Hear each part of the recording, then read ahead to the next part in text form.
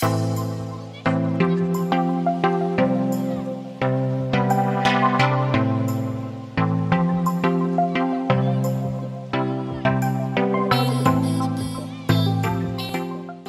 Everyone, welcome to Advait Education straight way to government job. मैं हूं आपका होस्ट और दोस्त सिद्धार्थ पांडे।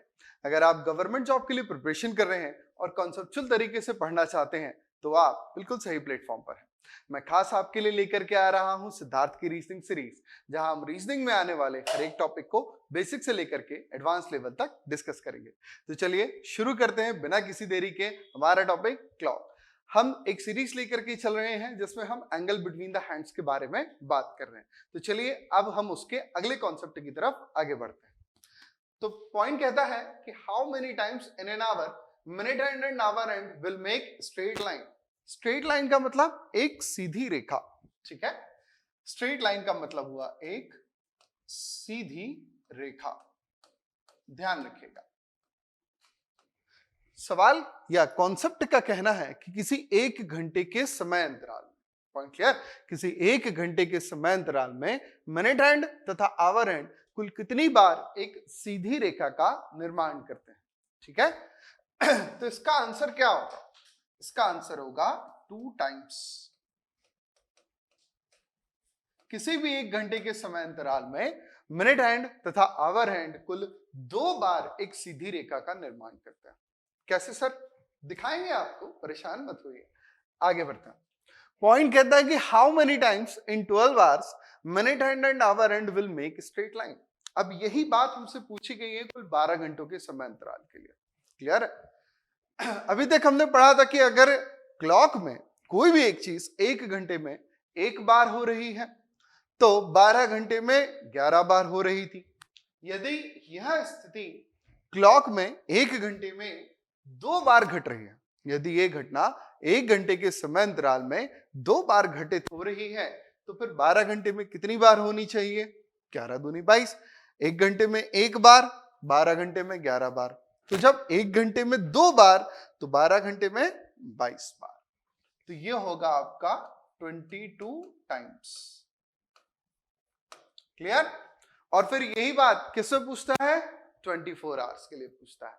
तो how many times in 24 hours minute hand and hour hand will make straight line. तो जनाब जवाब दीजिए कि 24 घंटे में कुल कितनी बार सीधी रेखा का निर्माण होगा? तो ये होएगा 22 दूनी 44, 44 टाइम्स।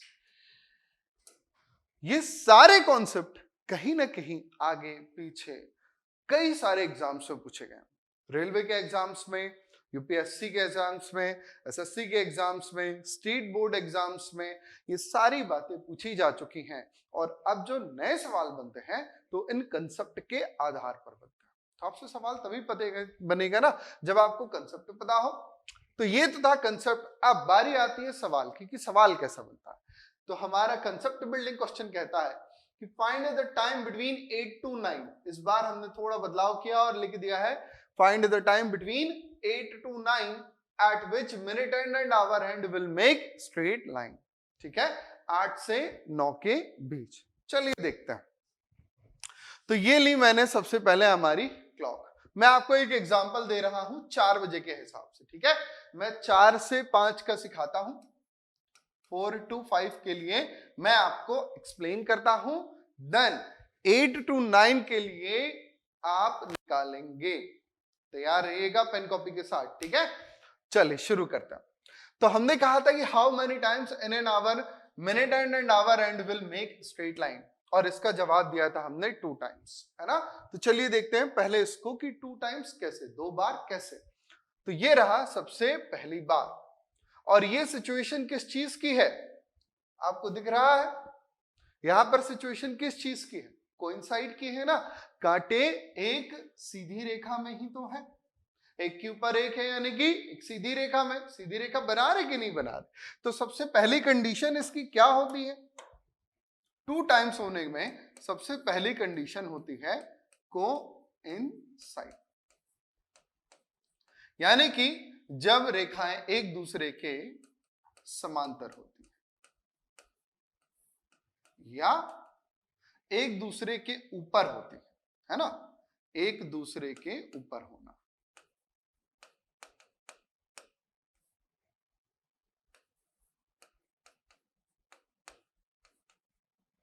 बात समझे? जब रेखाएं एक दूसरे के ऊपर होती हैं, है ना, तो क्या होता है फिर यहां पर? कोइंसाइड। ठीक है, तो ये पहली बार हुआ हमारे सीधी रेखा का निर्माण। अब दूसरी बार कब होता है? तो दूसरी बार के लिए मैंने आपके लिए एक घड़ी और लेकर के आया हूं और इसमें भी 4 बजा हुआ।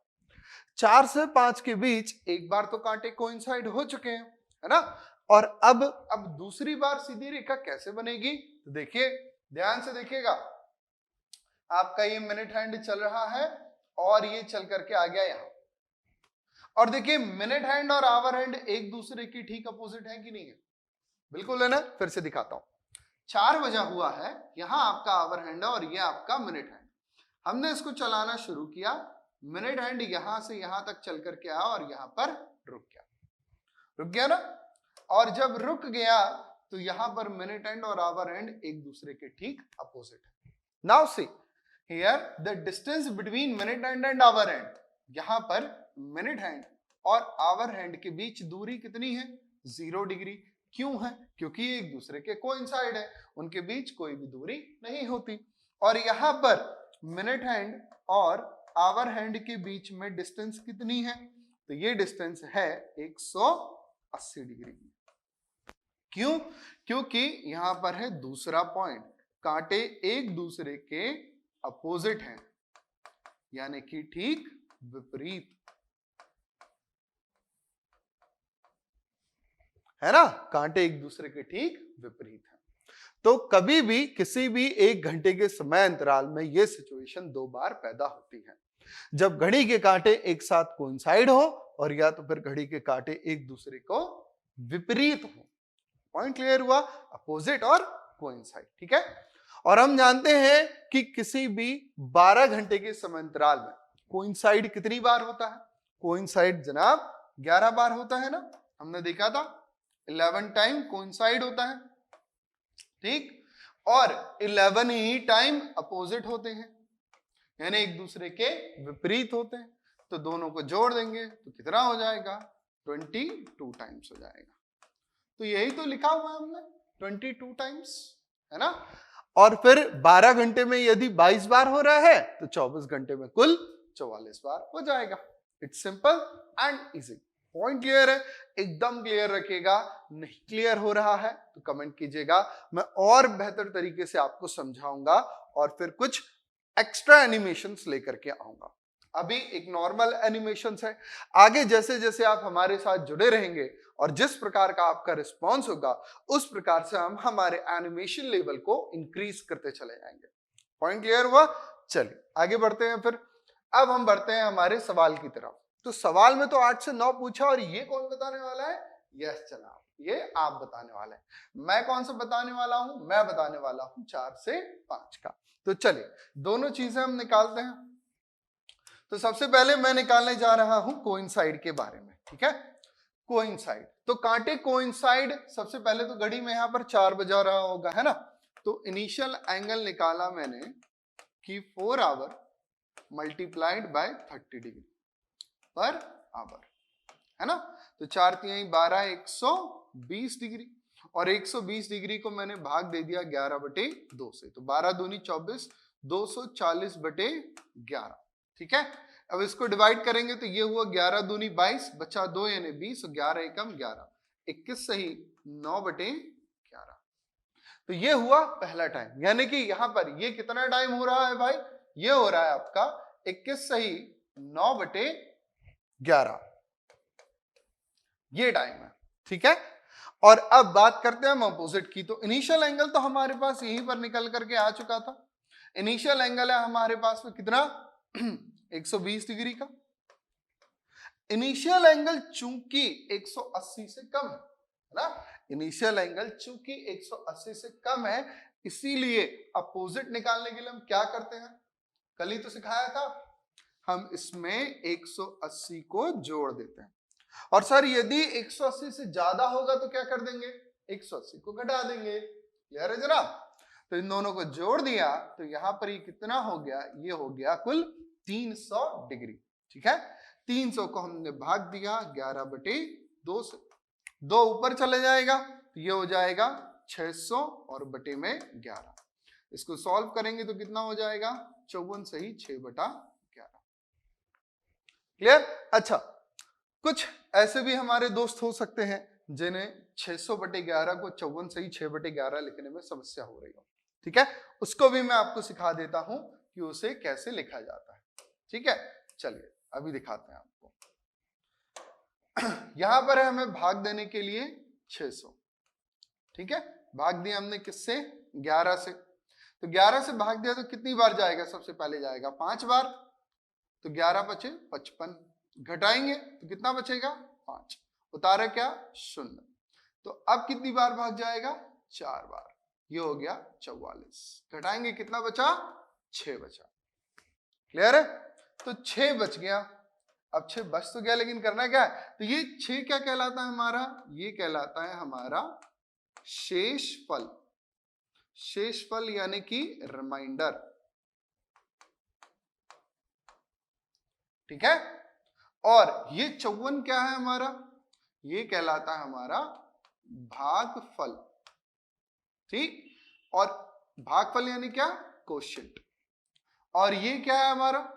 तो ये है डिवाइजर यानी कि भाजक। ठीक, अब देखिए इसे लिखने का तरीका क्या होता है। यहां पर लिखते हैं हम कोशेंट, ऊपर की तरफ लिखते हैं हम रिमाइंडर और नीचे की तरफ लिखते हैं हम डिवाइजर। ठीक है, यानी कि भागफल और ऊपर में शेषफल और नीचे में भाजक।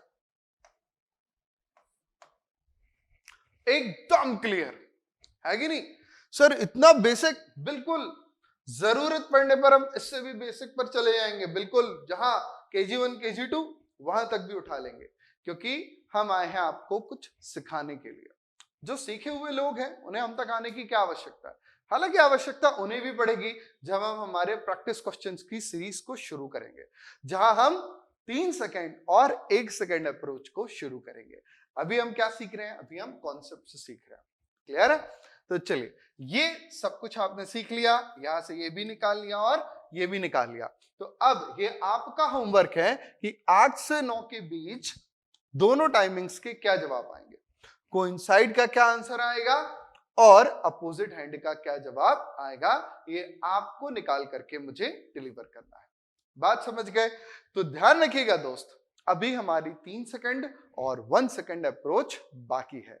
जानने के लिए जुड़े रहिए हमारे साथ, अद्वैत एजुकेशन के साथ। जय हिंद।